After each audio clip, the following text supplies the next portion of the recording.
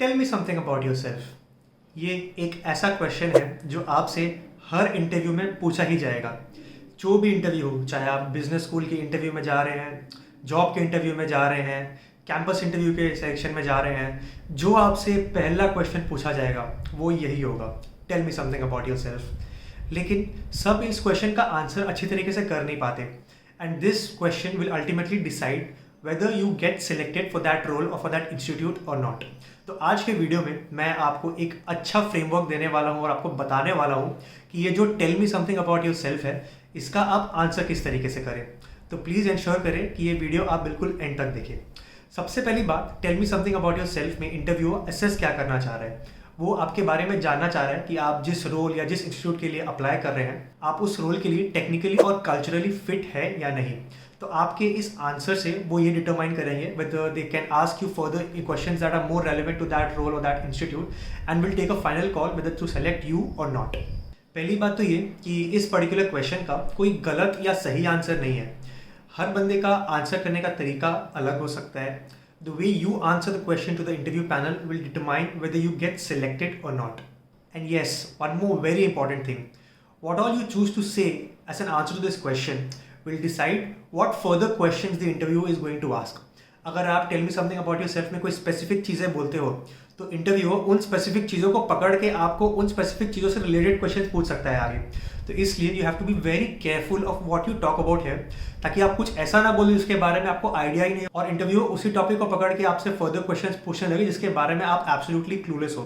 तो इससे your interview will turn into an absolute disaster. तो इस क्वेश्चन का आंसर करने के लिए मैं आपको एक फ्रेमवर्क बताता हूँ। उस फ्रेमवर्क का नाम है सैप मॉडल। सैप मॉडल मतलब एस मतलब हो गया आपका skills from your work ex, A हो गया एकेडमिक्स एंड पी हो गया आपकी पर्सनालिटी के बारे में।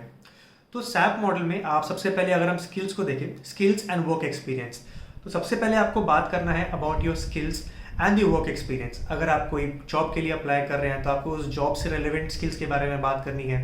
अगर आपके पास कोई रेलिवेंट वर्क एक्सपीरियंस है, उस वर्क में कोई अचीवमेंट्स हैं, तो आपको उसके बारे में बात करना है। अपने पुराने वर्क एक्सपीरियंस में क्या क्या प्रोजेक्ट्स आपने किए थे, उसमें आपकी क्या अकॉम्प्लिशमेंट्स थी, आपको क्या एक्कोलेट्स मिले उस जॉब में, उसके बारे में बात करिए और उसको लिंक करने की कोशिश करिए to the role that you are applying right now.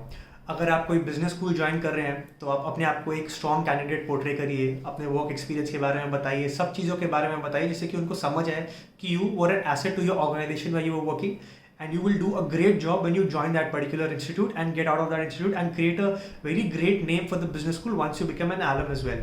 So mostly 70 to 75% of the answer to your question should be related to the skills and work experience। तो अगर अब हम SAP framework के सेकंड लेटर में जाए, ए यानी कि academics, आप अपनी एकेडमिक्स के बारे में बात कर सकते हो। सबसे पहले आप अपनी ग्रेजुएशन के बारे में बात करिए, क्योंकि रिवर्स क्रोनोलॉजिकल ऑर्डर में आप चलते हैं हमेशा। तो ग्रेजुएशन के बारे में बात करिए, आपने ग्रेजुएशन में कितने मार्क्स लेकर आए, क्या स्पेशलाइजेशन थी आपकी, वहाँ पे क्या क्या एक्टिविटीज़ की है जिसके कारण आपकी कुछ स्किल डेवलपमेंट हुई, उसके बारे में बात करिए। फिर एक ब्रीफ में अपने 12th एंड 10th के मार्क्स को भी बता दीजिए एंड प्रूव करिए कि आप एक बहुत कंसिस्टेंटली और एकेडमिकली स्ट्रॉन्ग स्टूडेंट रहे। अगर आप एकेडमिक्स आपके इतने स्ट्रॉन्ग नहीं है तो आप उसको जस्टिफाई करने की कोशिश मत करें। आप कुछ और ऐसे स्ट्रेंथ्स बताइए जो आपने कॉलेज में किए हो। आप अपने कुछ ऐसी एक्टिविटीज़ के बारे में बताइए जो आपने कॉलेज में किए हो, जिसके कारण आपके कुछ ऐसे स्किल सेट डेवलप हुए हो जिससे कि आपका उस पर्टिकुलर इंस्टीट्यूट और उस पर्टिकुलर जॉब में आपकी हेल्प हो। तो academics should constitute around 10 to 15% of your answer. उसके बाद अगर हम पी में जाए तो पी का मतलब वो पर्सनल और पर्सनैलिटी के बारे में आप अपनी बात करिए। So at least 10% of your answer should include what you are as an individual. अगर आपकी कोई स्पेसिफिक हॉबीज़ है, कुछ इंटरेस्टिंग हॉबीज़ है जिसके बारे में आप पैनलिस्ट को बताना चाहते हो, तो उनको बताइए।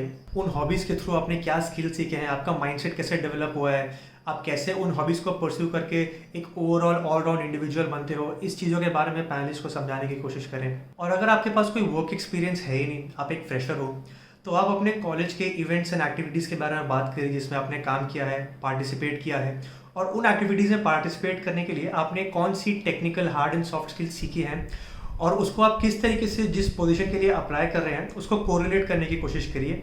और try to tell the person in sitting in the panellist that how you will be a great asset to that organisation by using the skills that you have acquired and learned by participating in these events and activities। तो ये था SAP framework। अगर आपका work experience है तो 70 to 80% of your answer should revolve around your work experience. फिर आपको 10 to 15% academics के बारे में बात करना है और फिर अराउंड 5 to 10% आपको अपनी पर्सनालिटी के बारे में बात करनी है। तो अगर आप इसको एक अच्छे से ब्रीफ तरीके से इंटरव्यू को समझा पाएंगे कि आप कैसे फिट हैं उस पर्टिकुलर रोल के लिए, तो I am sure that your interview is going to progress really well. Video end करने से पहले मैं आपको कुछ टिप्स देना चाहूँगा इस क्वेश्चन को आंसर देने के लिए। तो पहला टिप ये है कि keep your answer short and crisp. बहुत लंबा बोलने की ज़रूरत नहीं है। आप ऐसा आंसर एक प्रिपेयर करके जाइए कि अराउंड 1 to 1.5 मिनट्स में आपका ये क्वेश्चन का आंसर कंप्लीट हो जाए, जिससे कि बहुत मोनोटोनस और बोरिंग भी ना चला जाए आपका interview. And yes, please do keep it professional. आपने जो फेसबुक और यूट्यूब में एक वायरल वीडियो देखी होगी जिसमें एक बंदा बताता है आई लाइक पानी पूरी नॉट मसाला पूरी, प्लीज़ ये सब चीज़ें जानने में आपके इंटरव्यू को कोई इंटरेस्ट नहीं है। ऐसे स्टंट्स आप पुल ऑफ करने की कोशिश बिल्कुल भी ना करें, क्योंकि इससे आप अपने ही पैर में कुल्हाड़ी मारेंगे। Second tip that you have to keep in your mind is that you have to be positive, assertive and speak with a sense of passion. बहुत पॉजिटिवली एक स्ट्रॉन्ग बॉडी लैंग्वेज के साथ बात करिए, be assertive when you are talking and बहुत passionately बात करिए कि जैसे that job is very important for you. अब जिस चीज़ के लिए, जिस पोजीशन के लिए आप इंटरव्यू कर रहे हैं, जिस कॉलेज के लिए आप इंटरव्यू कर रहे हैं, आपको ऐसा प्रूव करना है कि यही आपकी लाइफ का सबसे बड़ा गोल है और आपको ये चीज़ पाने के लिए आप कुछ भी कर सकते हो। तो ऐसी एक पैशन लेके आइए जिससे कि इंटरव्यू को भी लगेगा कि यस, ये बहुत ज़्यादा इंटरेस्टेड है और इसके पास वैसे स्किल्स भी है कि ये ज्वाइन कर सकता है। तो इससे आपको एक बहुत पॉजिटिव एज मिलेगा।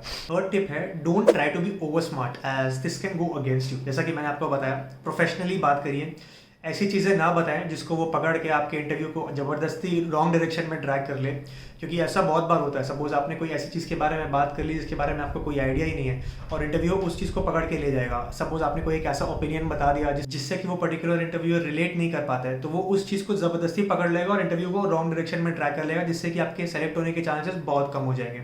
और हाँ, उन चीज़ों को भी बताया जिसके बारे में आपको एक सफिशिएंट नॉलेज है और आपको कॉन्फिडेंस है कि आप क्वेश्चन का आंसर अच्छे से दे पाएंगे। क्योंकि जैसा कि मैंने आपको पहले भी बताया, जो इंटरव्यू के जो काउंटर क्वेश्चंस होंगे, that will be on the basis of what points you select to answer in this particular question। जैसा कि आपको एक एग्जांपल बताता हूँ। सपोज आपने इंटरव्यू को बोला कि मेरे को फिक्शनल नॉवेल्स पढ़ने का बहुत शौक है, फिक्शनल नॉवेल्स में मिस्ट्री नॉवेल्स पढ़ने का बहुत शौक है। अब आपको इंटरव्यू पूछेगा कि 5 ऑथर का नाम बताइए जो मिस्ट्री नॉवेल्स लिखते हैं, और आप 2 या 3 बता पाओगे उसमें, तो इससे क्लियर कट एस्टैब्लिश हो जाएगा कि आप इंटरव्यू में फेक कर रहे हो। तो प्लीज़ इंश्योर कि आप ऐसी गलतियाँ बिल्कुल भी ना करें। तो I hope that you found this video useful. अगले इंटरव्यू में जब भी आपसे पूछा जाएगा tell me something about yourself, I am sure that you will be able to do justice to this answer.